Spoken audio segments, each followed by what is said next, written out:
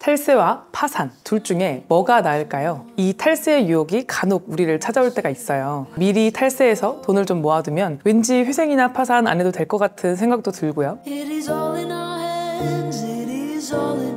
안녕하세요, 이서연 변호사입니다. 탈세와 파산이 정확히 뭔지 한번 알아볼게요. 우리 사회가 물의 도시라고 한번 생각을 해볼까요? 원피스라는 만화를 보면 워터7이라는 도시도 나오던데, 도시에서 일하는 모든 개인들, 식당, 카페 같은 가게들이 일정량의 물을 국가가 만들어 놓은 저수지로 보낸다고 해볼게요. 이게 이제 세금입니다. 국가는 저수지에 쌓인 물로 공원도 만들고 사회복지에도 활용하고 사회 전반에 필요한 것들을 만들죠. 그런데 일부 사람들이 이 비밀 파이프를 만들어서 저수지로 가야 할 물을 개인 물탱크로 빼돌린다면 이게 이제 탈세입니다. 당연히 정직하게 물을 공급하고 있는 사람들이 피해를 볼 것이고, 물의 양이 줄어들게 되면 국가가 쓸 돈이 적어지니 복지의 수준도 떨어지고 그렇겠죠. 그런데 한 개인이나 기업이 심각한 가뭄에 처한 거예요. 곧 비가 올 거야. 그때 물이 많이 불어나면 내가 물을 다 퍼줄게. 이러면서 이곳 저곳에서 막 물을 빌려 썼는데도 결국 물이 부족한 가뭄에 처해버린 거죠.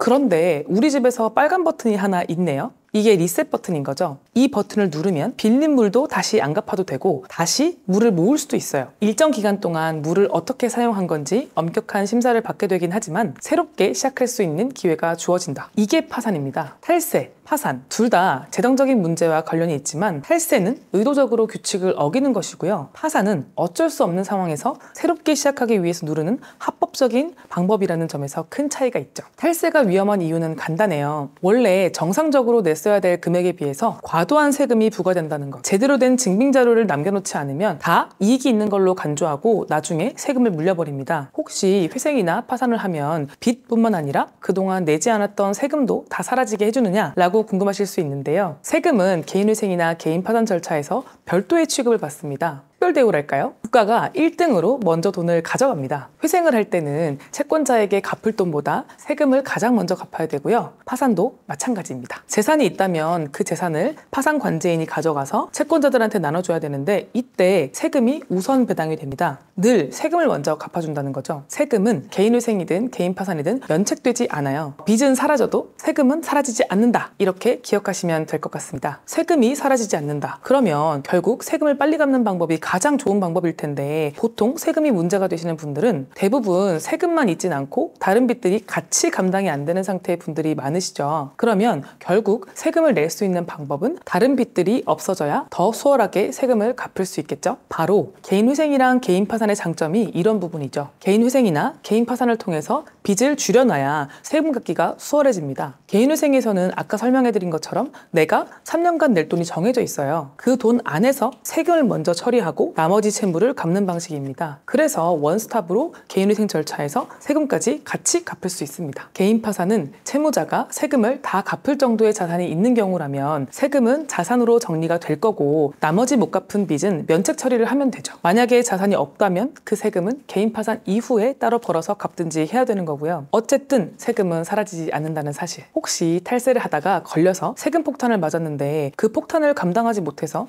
회생이나 파산을 할 수 있나요? 이런 질문도 주시는데요. 이런 상으로는 탈세 때문에 생긴 빚을 감당하지 못하는 경우에도 회생이나 파산은 동일하게 할 수 있어요. 법에서 정상세금과 탈세세금을 딱히 구분하지는 않으니까요. 진짜 기가 막힌 케이스가 있었는데요. A라는 분이 사기꾼의 말에 속아서 땅에 담보를 잡아준 거죠. 그게 잘 해결이 안 돼서 결국 그 땅이 경매로 넘어가는 사건이 있었어요. 경매로 땅이 팔려도 그 땅에 대한 양도세는 내야 되거든요. 근데 양도세를 남겨두고 사기를 당하는 사람이 어딨나요? 사기꾼에게 다 뺏겼는데 경매 낙찰금도 담보권자가 다 가져가 버리고, 아무튼 그래서 거액의 세금을 내지 못해서 신용불량자가 되어버린 분을 봤어요. 오늘 탈세와 파산에 대해서 설명을 드렸는데요. 탈세, 파산 모두 재정적으로 어려운 상황에 처한 분들이 고려할 수 있는 선택지지만 어쨌거나 탈세는 불법, 파산은 합법이고요. 오늘 말씀드린 것처럼 빚은 사라져도 세금은 절대 사라지지 않는다라는 사실까지 꼭 알고 계시면 좋겠습니다. 4,000건, 8년 동안 저는 도산 전문 변호사로 활동하고 있습니다. 도산 분야에서만큼은 우리보다 더 잘하는 곳이 있을까? 라는 마음으로 많은 분들의 고통과 마주합니다. 설령 탈세 유혹에 있더라도 빠지지 마시고, 회생이나 파산이 필요한 상황이라면 저와 상담하시고 가장 효과적인 방법을 찾으셨으면 합니다. 저와 함께하는 것이 당신에게 최선이어야 한다는 마음으로 늘 함께 하겠습니다. 오늘도 시청해주셔서 감사드립니다.